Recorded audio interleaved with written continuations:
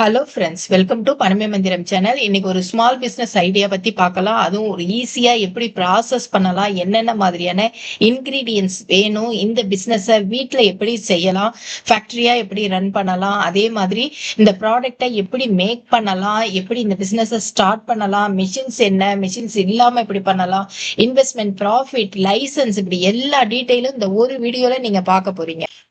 இன்னைக்கு நம்ம பயன்படுத்தக்கூடிய ஒரே இன்கிரீடியன்ட் பாத்தீங்கன்னாக்கா ஆரஞ்சு. இந்த ஆரஞ்சு வச்சுதான் இன்னைக்கு பிசினஸ் பண்ண போறோம். இந்த ஆரஞ்சுல இருந்து ஆரஞ்சு ஜூஸ் தயாரிக்கலாம், ஆரஞ்சு சிரப் தயாரிக்கலாம், ஸ்குவாஷ் தயாரிக்கலாம், ஜாம் அண்ட் ஜெல்லி தயாரிக்கலாம், மார்முலேட் தயாரிக்கலாம், கேண்டி தயாரிக்கலாம். இன்னைக்கு நாம வீடியோல ஆரஞ்சு சிரப் எப்படி தயாரிக்கிறது அப்படின்னு சொல்லிட்டு பார்க்க போறோம். ஆரஞ்சு சிரப் அப்படிங்கறத மால்டா சிரப் அப்படின்னு சொல்லுவாங்க. ஏன்னா ஆரஞ்சுக்கு இன்னொரு பேர் மால்டா. ஓகேங்களா? இந்த ஆரஞ்சு சிரப் அப்படிங்கிறது இதுல இருந்து நம்ம நிறைய பொருட்கள் தயாரிக்கிறதுக்கு இதை பயன்படுத்திக்கலாம். இது வந்து பாத்தீங்கன்னாக்கா உங்களுக்கு தண்ணி மாதிரி இருக்காது. ஜூஸ் எல்லாம் பாத்தீங்கன்னா கொஞ்சம் தண்ணியா இருக்கும் இல்லையா, அந்த மாதிரி இருக்காது. இது திக்கான ஒரு ஆரஞ்சு சிரப்பா இது இருக்கும். இதை எப்படி மேக் பண்ணலாம் அப்படிங்கிறது நம்ம இந்த வீடியோல தெளிவா பார்க்கலாம். இது வரைக்கும் சப்ஸ்கிரைப் பண்ணலன்னா மறக்காம சப்ஸ்கிரைப் பண்ணி பெல் பட்டனை கிளிக் பண்ணிட்டு வாங்க, வீடியோக்குள்ள போகலாம்.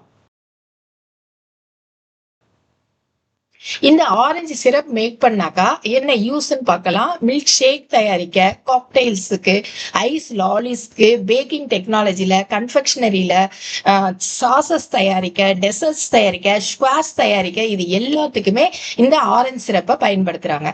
அப்ப ஆரஞ்சு அப்படிங்கிறது பாத்தீங்கன்னா ஒரு லோ கலோரி ஃபுட்டா இருக்கு. ரொம்ப ஃபைபர் கண்டென்ட் இதுல வந்து அதிகம். விட்டமின் சி டிஃபிஷியன்சி இருக்கிறவங்களுக்கு இதை வந்து நிறைய எடுத்துக்க சொல்லுவாங்க. ஏன்னா இதுல விட்டமின் சி அதிக அளவுல இருக்கு.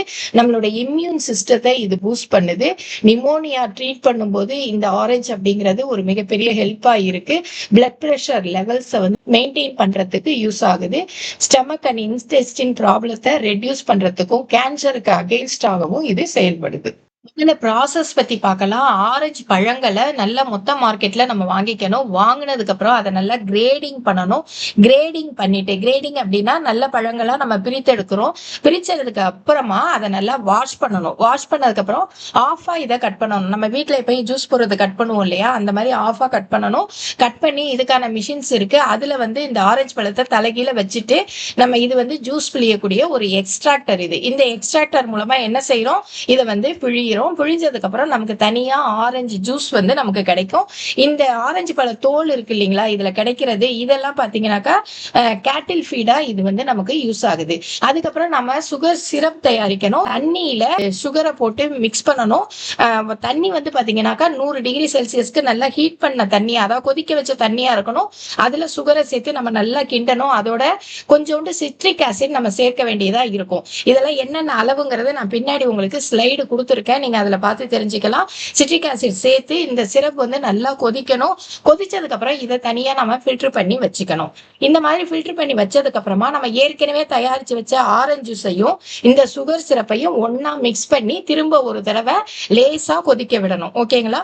ஆரஞ்சு ஜூஸ் பாத்தீங்கன்னாக்கா நீங்க ஒரு 350 லிட்டர் நீங்க எடுக்கிறீங்க அப்படின்னாக்கா சுகர் சிரப்பு வந்து 650 லிட்டர் வந்து எடுத்துக்கணும். ரெண்டையும் ஒன்னா சேர்க்கணும்.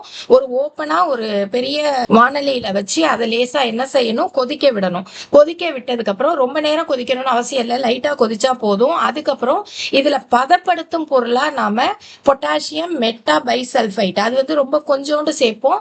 அதுக்கப்புறம் பாத்தீங்கன்னாக்கா இதுல கலர்ஸ் வேணும்னா நம்ம சேர்த்துக்கலாம். இந்த மாதிரி சேர்த்தோம்னா நமக்கு வந்து என்ன கிடைச்சிடுது, ஆரஞ்சு சிரப் வந்து கிடைக்குது. இதை அப்படியே நம்ம பாட்டில் பண்ணி பேக்கிங் பண்ணி நம்ம என்ன செய்யலாம், சேலுக்கு கொண்டு வரலாம். நீங்க பார்த்ததுக்கு ஒரு ஆட்டோமேட்டிக்கா நீங்க ஒரு ஆரஞ்சு சிரப் தயாரிக்கக்கூடிய ஒரு மிஷினரி. ஓகேங்களா? இதை 10 lakhsக்கு மேல வரும் உங்களுக்கு. ஆனா நீங்க நார்மலா ஒரு வீட்லயே நம்ம தயாரிக்கணும் அப்படின்னாலும் இதை நம்ம வீட்டுல எந்த ஒரு மிஷினரியும் இல்லாம தயாரிக்க முடியும்.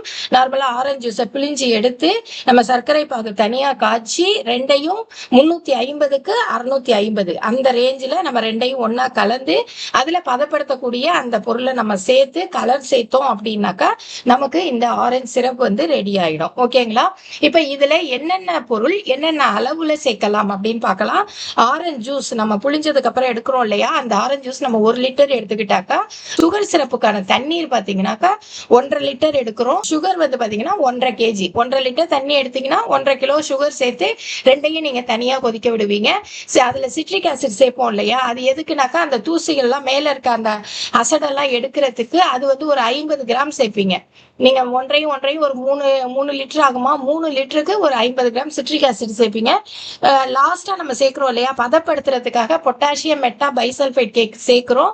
இது வந்து ஒரு 3 கிராம் அளவுக்கு சேர்ப்போம். ஆரஞ்சு எசன்ஸ் இன்னும் கலர் நல்லா வர்றதுக்காக ஆரஞ்சு எசன்ஸ் கலர் இதெல்லாம் வந்து நம்ம சேர்ப்போம். ஓகேங்களா? இவ்வளவுதான் இதுக்கான இன்கிரீடியன்ஸ். இதுக்கான மிஷினரிஸ் என்னென்ன வேணும்னு பார்க்கலாம். ஃப்ரூட் வாஷிங் மிஷின், இது பாத்தீங்கன்னா பழங்களை கழுவுறதுக்கான மிஷின் இது. நெக்ஸ்ட் பாத்தீங்கன்னா ஜூஸ் எக்ஸ்ட்ராக்ஷன் மிஷின், இதுல இருந்தா நம்ம என்ன செய்யறோம், ஜூஸை வந்து பிரிச்சு எடுக்கிறோம். அதுக்கப்புறம் இது வந்து எலக்ட்ரிக், அதாவது கரண்ட்லயே நம்ம ஹீட் பண்ணக்கூடிய ஒரு கெட்டில். இதுல வச்சு நம்ம என்ன பண்ணிக்கலாம், அந்த இதை வந்து கொதிக்க வச்சுக்கலாம். ஓகேங்களா? நெக்ஸ்ட் பாத்தீங்கன்னா ஃபில்டர் பண்றது, இதுல நம்ம ஃபில்டர் பண்ணிக்கலாம். அதுக்கப்புறம் ஃபில்லிங் மிஷின், லிக்விடா இருக்கும் போது ஃபில் பண்றதுக்கு இந்த மிஷினை நம்ம பயன்படுத்திக்கலாம். இது எல்லாமே சேர்த்து மிஷின்ஸ் எல்லாமே சேர்த்து நீங்க வாங்கணும் அப்படின்னு சொன்னாக்கா அந்தந்த கெப்பாசிட்டியை பொறுத்து இதனுடைய இன்வெஸ்ட்மெண்ட் அப்படிங்கறது மாறும். ஒரு 5 லட்சத்துல இருந்து 10 லட்சம் வரைக்கும் உங்களுக்கு மிஷினரிஸ் அப்படிங்கிறது தேவைப்படும். மிஷின் இல்லாம நீங்க ஆரம்பிக்கிறீங்க அப்படின்னாக்கா ஒரு 1 லட்சம் ரூபாய் முதலீடு இருந்தா போதும். இதை என்ன செஞ்சிடலாம், ஸ்டார்ட் பண்ணிடலாம். ப்ராஃபிட் அப்படின்னு பாத்தீங்கன்னாக்கா ஒரு 35 இருந்து 40% வரைக்கும் எல்லா செலவுகளும் போக உங்களுக்கு இதுல ப்ராஃபிட் நிக்கிறதுக்கு நிறைய வாய்ப்புகள் இருக்கு. லைசன்ஸ் அப்படின்னு பாத்தீங்கன்னா FSSAI கட்டாயமா வாங்கிக்கணும். நீங்க வீட்டுல செய்யறதா இருந்தாலும் FSSAI வாங்கிக்கணும். இது ஒரு ஃபுட் லைசன்ஸ். ஓகேங்களா? அதுக்கப்புறம் நீங்க ஆன்லைன்ல நீங்க வர்த்தகம் பண்ண போறீங்க அப்படின்னு நினைச்சீங்கன்னா GST ரிஜிஸ்ட்ரேஷன் பண்ணிக்க வேண்டியதா இருக்கும். நீங்க கம்பெனியா ரன் பண்ண போறீங்கன்னா கம்பெனி ரிஜிஸ்ட்ரேஷன் பண்ணிக்கங்க. இதுக்கான ட்ரேட்மார்க் ஏதாவது வைக்கிறீங்க, நீங்க கம்பெனியா பண்ணும்போது கண்டிப்பா உங்களோட அந்த பாட்டிலுக்கு நீங்க என்ன பண்ணுவீங்க, அந்த ப்ராடக்ட்டுக்கு ஒரு ட்ரேட்மார்க் வைப்பீங்க இல்லையா, அந்த ட்ரேட்மார்க்கும் என்ன பண்ணிக்கலாம், ரெஜிஸ்ட்ரேஷன் பண்ணிக்கலாம். இப்போ இந்த சிரப் வந்து எங்கெங்க மார்க்கெட்டிங் பண்ணலாம், மில்க் ஷேக் செய்யக்கூடிய இடங்கள்ல, காக்டெயில்ஸ் பண்ணக்கூடிய இடங்கள்ல, ஐஸ் லாலிஸ் பண்ணக்கூடிய இடங்கள், பேக்கரி ஐட்டம்ஸ், நெக்ஸ்ட் வந்து சாஸ் பண்ற இடத்துல, டெசர்ட் பண்ற இடத்துல, ஸ்குவாஷ் பண்ற இடத்துல, இந்த மாதிரி எல்லா இடத்துலயுமே இதுக்கு மார்க்கெட்டிங் அப்படிங்கிறது இருக்கு. ஓகேங்களா? நெக்ஸ்ட் பாத்தீங்கன்னா இ-காமர்ஸ் தளத்துல நீங்க போயிட்டு ஒரு 500 ml இந்த ஆரஞ்சு சிரப் இல்லைன்னா மால்டா சிரப் அப்படின்னு டைப் பண்ணுங்க. அதோட ரேட் என்ன அப்படிங்கிறது உங்களுக்கு தெரியும். இது நல்ல ஒரு ப்ராஃபிட் இருக்கக்கூடிய ஒரு தொழிலா இருக்கும். இப்படியே நீங்க எக்ஸ்போர்ட் பண்ணலாம் அப்படின்னாலும் பண்ணலாம். ஒரு நல்ல எக்ஸ்போர்ட் குவாலிட்டியா எப்படி மேக் பண்றது அப்படிங்கறத நான் இந்த வீடியோல சொல்லி இருக்கேன். ஆரஞ்சு சிரப் அதாவது மால்டா சிரப் எப்படி மேக் பண்றது அப்படிங்கறத நம்ம இந்த வீடியோல பார்த்திருக்கோம். இது ஒரு நல்ல தொழிலாகவும் இருக்கும். ஒரே ஒரு இன்கிரீடியன்ட் நீங்க வாங்கினா போதும் இந்த தொழிலை வந்து நீங்க ஆரம்பிக்க முடியும். இந்த வீடியோ உங்களுக்கு ரொம்ப பிடிச்சிருக்கும்னு நினைக்கிறேன். பிடிச்சிருந்தா லைக் பண்ணுங்க. இந்த வீடியோவை நீங்க லைக் பண்றது மூலமா இந்த வீடியோ நிறைய பேருக்கு போய் சேரும். அதனால லைக் பண்ணுங்க, ஷேர் பண்ணுங்க, மறக்காம சப்ஸ்கிரைப் பண்ணுங்க. நெக்ஸ்ட் ஒரு வீடியோல மீட் பண்றேன். தேங்க்ஸ் ஃபார் வாட்சிங்.